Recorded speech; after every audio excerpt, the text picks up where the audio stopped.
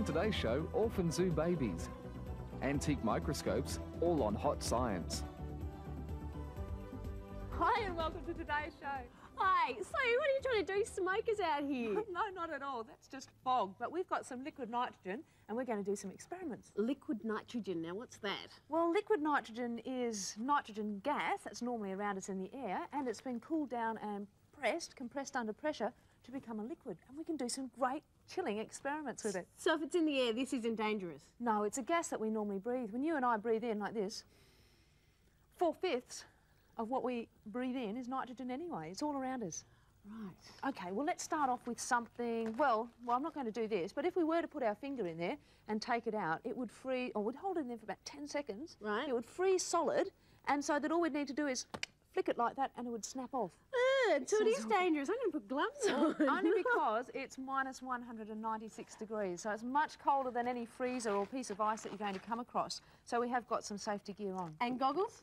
And goggles. Okay, well, I'll put my goggles on. Let's start. Instead of using a finger, we might use that flower that you've got there. I bet you thought it was for you. Yeah, well, wasn't so lucky. Now, what do you want me to do with it? Put your glasses on. Okay.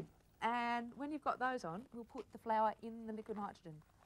Because if we were to get some liquid nitrogen in our eyes, it could cause us to go blind. Okay, if you'd like to hold the flower and just dip it in the liquid nitrogen.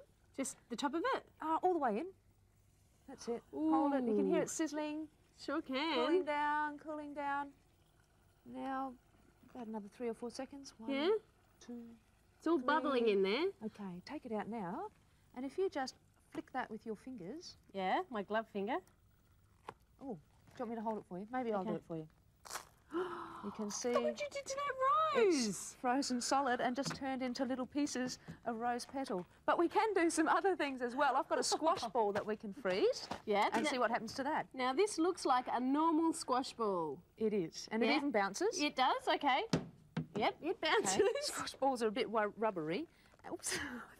These gloves are a bit big too. If we put that squash ball in the liquid nitrogen like that and leave it there for a few moments, it's going to cool down. It's bubbling around too and bobbing up and down. Right. Well, this is, of course, really, really cold, and it lets us do some experiments to see what happens to different materials when they do cool down. You look so funny. Thanks. You don't look so great yourself. Okay, we'll wait for a little while that cools down, and then we're going to do some other experiments with the other bits and pieces here. So how long will that take? Oh, well, maybe about another 10 seconds, I think. It's almost like cooking, isn't it? Only we're doing complete opposite and cooling things right down. To give you some idea of how cold this is, the coldest temperature that has ever actually been recorded in the Antarctic was about minus 88, I think. 86 or 88. Ooh, so this is much, much colder than that. And let's just see if I fish that squash ball out. Do you want to hold on to it? Yeah, with these. Oh, well, even in your fingers with it'll my be fine. fingers? Yeah. Okay. And oh, it's all hard. drop it on the table before it warms up. Oh, okay, let's really just solid. shift this back. And if we throw it really hard, are you ready? Oh! It's frozen. It made it really bounce. solid. What could have happened to it? Well, maybe even if we threw it really hard on the floor, it might smash, but perhaps we won't do that. No. We'll save that squash ball for another experiment. But while we have got the liquid nitrogen here, let's have a look at some other things. I've got just a container of, that's actually just water with a bit of fog in it. Let's clear it out. Okay, we've just got a container of water. I'll lift this liquid nitrogen up. Yeah? Would you like to blow into that for me? Oh, okay. Thanks a lot. It's just fog. It's very, very cold air, and if we pour some of that into the water, we can make even more fog. If you like to blow into that. Oops, we've lost Robin in a cloud. That'd be great for a haunted house, wouldn't it? Well, liquid nitrogen could be used for special effects, but I have another liquid here. We'll move that one out of the way. This is green, so we might expect something different's going to happen anyway. I'll put some liquid nitrogen in that. Oh, what did you do? Look at all the bubbles. What is that? Well, it was detergent, and when the fog clears, I think you'll see that there are actually some frozen bubbles on top. Put your hand in there, just in the top. Oh, it's a little crackling sound, like I'm breaking. Has it made ice? It's made ice on top. We'll clear that away, put my hand in, and there's some frozen bubbles. Wow, what a gas! It certainly was. Air pressure.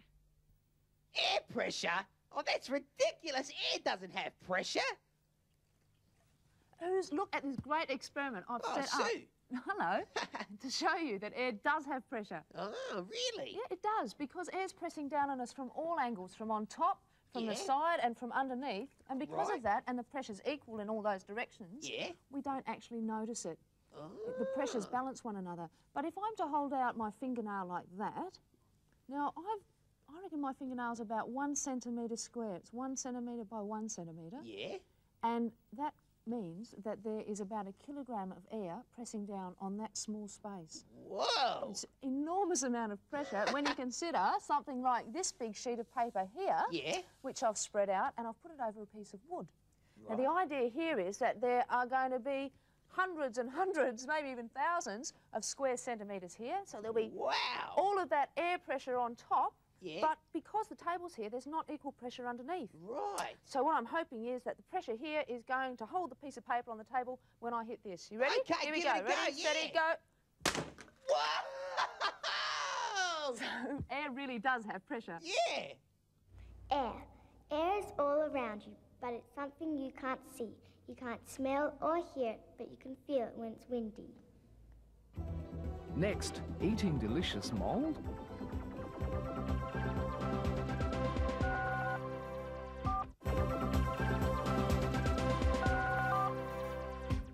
Hi, Rob. I see you found my lunch. Your lunch? Yeah. You'd eat mould like Of this? course, it's Oh, yuck. beautiful. Well, I guess you might. Yeah. Ooze, did you know that mould is a plant? No. It's a very special type of plant because it can grow without sunlight, and it's called a fungi. Wow. Yeah, now you may have seen mould like this in your cupboard if you've left your bread in there too long. What Yeah. happens is it starts as a tiny spore, and then that spore develops capsules, and the capsules spread all over the bread, just like it has here. See, look in the centre here, you can see all those stringy bits. Ugh. Yeah. Yum. And it yum. smells a bit too. Oh, it smells nice to me. No, yeah, it would. Now, mould can also grow on things like fruit, as you can see here, or vegetables. But it's a really good plant because it can decompose these things, so it becomes quite environmentally friendly and gets rid of them all. Right. But mould isn't just bad like that and smells and is inedible. You can also eat mould, or rather I can. Of course you can. I can eat any mould, though. No, I mean me. Yeah. Like in cheeses, this camembert cheese. Now, I'm sure you've seen that before. Yeah. The cheese is in the centre here, Right. but the mould is on the outside. Ah. And this blue vein cheese, now this is really delicious. Oh, yum. Yum, yes. The mould is the blue stuff on top, and the mould actually gives this cheese a lot of taste and helps it mature. Ah. Now, as well as being in the fungi family are mushrooms and yeast, and we can both eat those. They're really yummy. Yeah. Now, would you like to make your very own mould? Oh, yeah, sure. It's wonderful to look at. All you got to do is get a piece of bread like this Yeah. and put it into a plastic bag like this. And because mould likes growing in sort of warm, dark and moist places, Yeah. just tie it up, make sure it's secure, put it in your cupboard, leave it there for about 2 weeks, and then see what happens. Okay? Yeah. Now Sue's going to have a closer look at some mould. Now, if you wanted to have a close look at mould, you'd need to have something like this, a microscope, and we can look at the mould because I have a TV screen here for you to have a look at. And down here in the bottom corner here, you can see some hyphae. They're fibres, and it's fibres like those that make up most of the mould when we look at a mould. There are millions and millions of hyphae or fibres. When it comes time for a fungus or mould to reproduce, it produces lots of spore, and they're the little circles that you can see there. To give you some idea of their size, they've been magnified at least 400 times. But did you know that the moulds that grow on things like oranges and bread in the kitchen are a variety called penicillium, and penicillium is where we get penicillin from. And one of the best ways to look at mould is with a microscope. The microscopes we have in this museum are mainly from the 19th century. We've got a small section of those, selection of them on display to show aspects of the design of microscopes. There are 2 basic types of light microscope: simple microscopes, which have one lens, and compound microscopes, which are the sort people are more generally familiar with, which have a lens or combination of lenses at the object end and another combination of lenses at the eye end. Microscopes were first developed about the same time as telescopes, which was the time of Galileo, the early 1600s. and there were a number of important people, including Robert Hooke, who developed microscopes in that period. But the microscope in the 18th century was pretty much a recreational toy, and it wasn't until the early 1800s, the 19th century, that microscopes began to develop in a way that was important for major scientific breakthroughs, particularly in the study of the cell, the biological cell, and the processes that went on in the cell, and the study of diseases. So the microscopes in our display are mainly 19th century instruments and show some of the different mechanical designs that were taking place as the microscope developed, being a scientific tool. The modern microscope is made with different materials. Of course, plastic and electronics are important, but that has all been built on the important innovations in 19th century microscopes, and particularly in the development of high-quality optics. Well, so we've learned about the history of microscopes, but can we make one? Sure we can, because one of the simplest magnifiers that we could find is actually just a water droplet. What, plain water? Yeah, I'll show you. Look, if I have a piece of plastic here and I put a water droplet on it, oops, I missed. What, lots of water? Yeah, nice big droplet. Get rid of those bubbles. Now I'll need something to look at, a specimen. My finger? Okay, especially the wrinkly knuckle bit. Oh, good. As I move that over the top there. Oh, yes. Can you see it being magnified? Yeah. Oh, it doesn't look very attractive. Thanks very much. Wrinkles often don't. But that really is a simple magnifier, just a water droplet. And we can use a water droplet to make a simple microscope. Okay. This is a design that we've been working on. Just a cardboard box and some cardboard tubes and a simple circuit. Let me show you. There's 2 cardboard tubes, and one has been slid over the top of the other so that I can twist them like that, and I can even move them up and down. And that's what we'll use to focus our sample. And here we've also got a battery and some wires and a switch. So we've got a simple circuit. Let me just check. That's on, off. I'll just turn that on. Then on.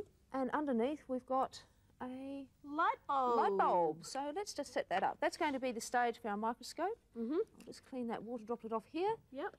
That's the stage. Now we need a specimen, and Rob, you've got some fungi things there. Yeah, a little bit of mushroom here, since we Okay. were talking about funguses. Put that on top too. Just there? Yeah. Oh, that's Maybe nice. another little bit, Right.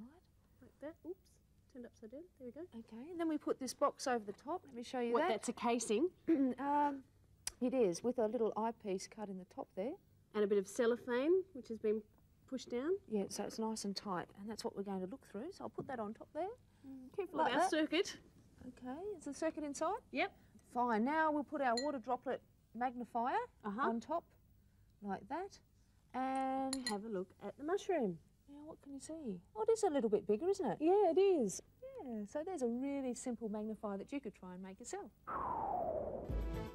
The skin on a human adult covers an area of about 1.7 square metres and weighs 3 kilograms. Isn't this Joey cute? She's one of a number of orphaned Australian marsupials that we have in the studio with us. And joining us as well, we have Dot Barris. Dot, hi. Hi, lovely to be here. And what have you got there? A little ringtail possum, Oh, how old is it? about 6 months. Oh. Dot is a carer, and also we have zoo vet David Schultz. Hi, David. Hi, Robin. And you've got a very bald-looking I've got creature a there. bolder than me wombat, yes. Oh, how old did that one be? I don't know. 5 months. 5 months, Dot? About 5 months? Yeah. Now, David, there's a lot of science involved in feeding marsupials, isn't there? There is, Robin, because what's happened is that in the early 60s, we had some people, scientific types, actually analyse marsupial milk, but no one worried about it. And they just fed ordinary old cow's milk to all our young marsupials, and results of rearing them weren't good. What, so it didn't work? It didn't work. And now what's happened is that we've actually got the milk now that actually simulates what happens in nature. And what they found was that the marsupial milk composition actually varied, whereas cow's milk and dog and cat milk, the composition stays much the same. Now we've got this powder that comes in varying sorts of milk that's easily made up. We can now simulate a little bit about what's happening in nature. So how does the milk vary? Like, what's the change? Well, protein composition varies, and carbohydrates, fats, and these things all vary at different times in the joey's life. So how do you know when to change the milk? Well, what happens is when you get a joey, you've got to know exactly how old it is. And what we do know is that certain kangaroos, such as the grey, stays in the pouch for about 300 days, and the yellowfoot stays in the pouch for about 200 days, but the milk composition is about the same as a percentage of their pouch life. Right. So that a Western grey at 150 days old has the milk composition being fed to it exactly the same as a 100-day-old yellowfoot. Right. So how many different choices are there of milk? Well, for the macropods, there's about 4. Hang on, different macropods? sorts. What's a macropod? Big foot, macropod, Oh, big okay. foot, kangaroos. Right, now is it the same for all these marsupials, like for the little ring-tailed possum? No, the possums and the wombats, they vary just a little bit. But it's all basically understanding what is in the composition and then trying to simulate that. And so you've got a much better success rate now with the animals? It's tremendous now. And do they like the milk? Well, you should see. This one won't feed. Because he's drunk it all. Now, Dot, when you're actually caring for one of these little animals, what do you have to do? Well, you have to keep them very warm, keep them at a nice set temperature, around about 32 if they're hairless, like this one. They need to be fed on a regular basis, and you've really got to be able to get up in the night to do it, because they like a bottle through the night. There we go. That won't last very long. Right, and that's how you feed them and take care of them? Yes, you feed them with a teat in a bottle, the same as you would a human baby. So, David, if I was to find a dead Australian marsupial on the side of the road, what's the first thing I should do? Well, if it's female, it may very well have a young in the pouch, and then it's, if you're sure that the other animal is dead, then it's a matter of picking it up, removing it, and taking it probably to your local vet, or the local vet if you're travelling through. And what's happened is there's quite a number of organisations now, then most veterinarians have got the names of these organisations that they, once the beastie's out of any danger, they can be sent to these organisations and the carers that put so much time and effort into successfully rearing these beasties. Well, David and Dot, thank you so much for coming in and bringing in your wonderful Australian marsupials. Pleasure. Next, zoo babies with special needs.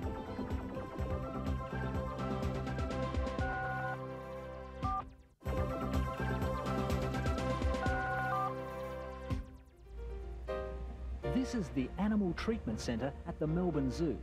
The people who work here are called the animal husbandry staff. They are the experts who look after the health of the zoo's 3,500 residents. Some of the baby animals here have no parents, and there's no one else to look after them. This is one of them, a tiny baby joey called Pinky. She's very young, and just like a human baby, she's very, very fragile. So every day staff check to make sure she's growing properly. This Pinky is so small, the vet has to put her into an ice cream container so she can be weighed. And because she has no fur, she has to be kept warm at all times.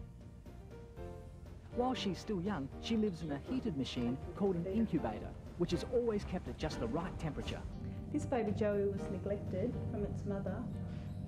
She's roughly 4.5 months old, and she's needing constant care in an environment of about 35 to 36 degrees.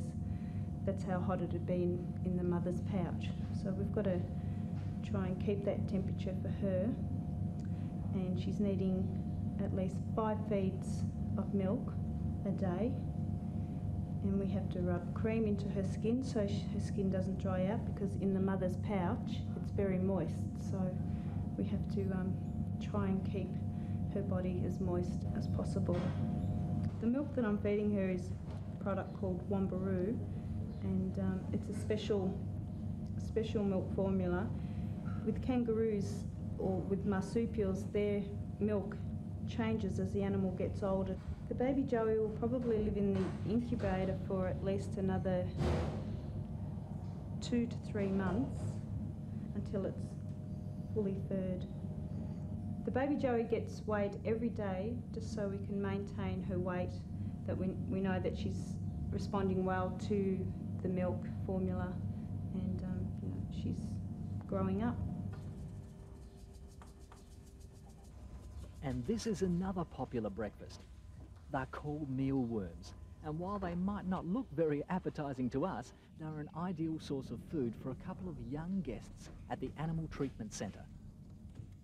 The eastern barred bandicoot is a highly endangered species. There are only about 100 of them left in the wild. So it's important that these two joeys are well looked after. The bandicoots here were abandoned at an early age where they would still be in their mother's pouch. So what we've had to do is help them grow up, because their mother wasn't able to take care of them when she accidentally lost them out of her pouch. So they came to us, and we provide them with an artificial milk diet, which is basically a component of the Wombaroo kangaroo milk replacer. And we used to feed them around the clock regime, 24 hours a day for the first couple of weeks that they were with us, until they were at an age where they would leave their mother's pouch normally. And they're now at this stage where they would be following their mother around. And so what we're doing now, we no longer have to handle these baby bandicoots. The only time we ever handle them is when we weigh them every day. These guys will probably, they're at the age of 75 days of age. They will probably stay with us until they would be approximately around about 200 to 250 days of age, whereas they would be about half grown, and they will be given individual identification numbers and go out and join part of the recovery program as breeding animals to help the species survive.